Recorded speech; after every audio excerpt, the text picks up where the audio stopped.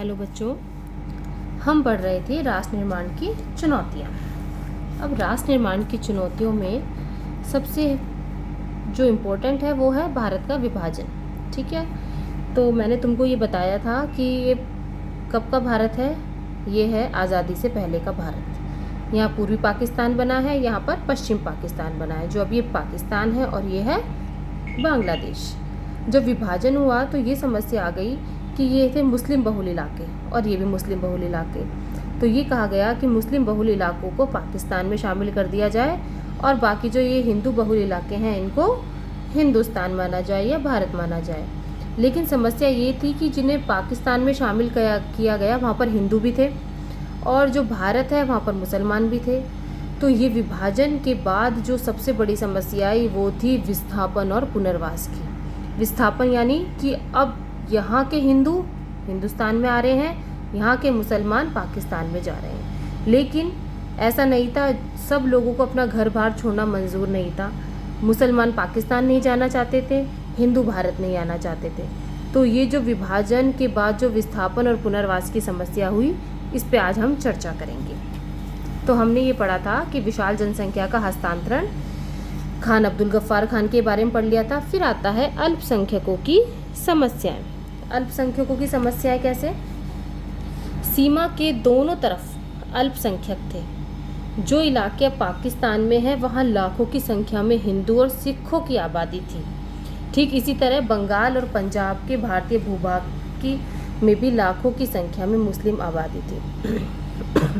मतलब जो इलाके पाकिस्तान में वहाँ हिंदू थे और जो इलाके भारत में हैं वहाँ पर मुस्लिम आबादी ज़्यादा थी।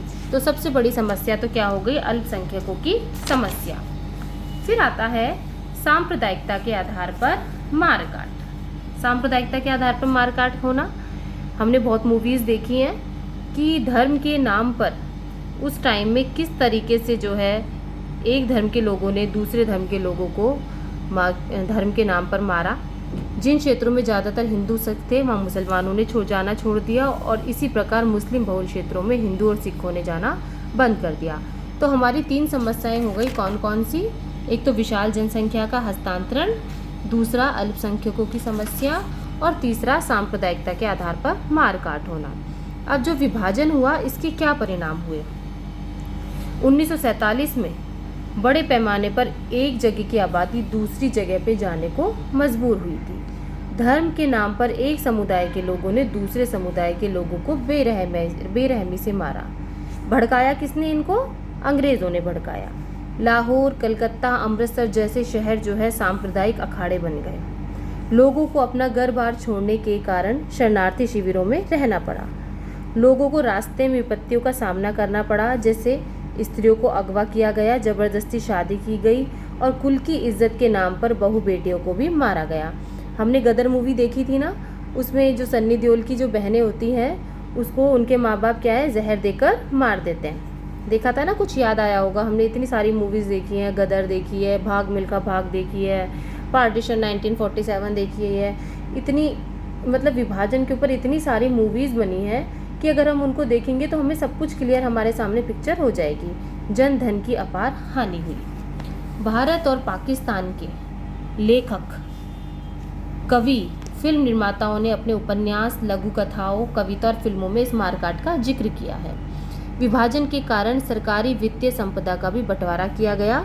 सरकारी और रेलवे कर्मचारियों का भी विभाजन हुआ। विभाजन के कारण 80 लाख लोगों को अपना घर बार छोड़कर सीमा के पार जाना पड़ा। विभाजन की हिंसा में तकरीबन 10 लाख लोगों ने अपनी जान गंवाई। तो जो विभाजन है ये तो मैंने तुमको जो मैंने नोट्स बनाए हैं उसमें से पढ़ा है। अगर तुम ये पिक्चर देखोगे ध्यान से तो यहाँ पर एक ये न्यूज़पेपर की कटिंग है कि उस टाइम जब विभाजन हुआ तो किस तरीके से जो है लोगों में क्या था, रोष था कि क्यों हमारे देश का विभाजन कर दिया गया। ठीक है, और इधर देखो, ये जो तुम अगर सारा ये पढ़ोगे तो एक तरह से कहानी की तरह दिया हुआ है, विभाजन की प्रक्रिया, विभाजन के परिणाम। ये देखो ज़रा, ठीक है। अब ये देखो, गांधी जी वहाँ पर उस टाइम कलकत्ता में थे जब विभाजन हो रहा था, वो वहाँ पर लोगों को समझा रहे थे क्योंकि वहाँ जो है दंगे ज़्यादा हो रहे थे। फिर महात्मा गांधी की शहादत, ये सबको पढ़ना है, मैं इसका क्वेश्चन भी तुमको दे चुकी हूँ। ठीक है। अब आगे हम पढ़ेंगे रजवाड़ों का विलय या रियासतों का विलय।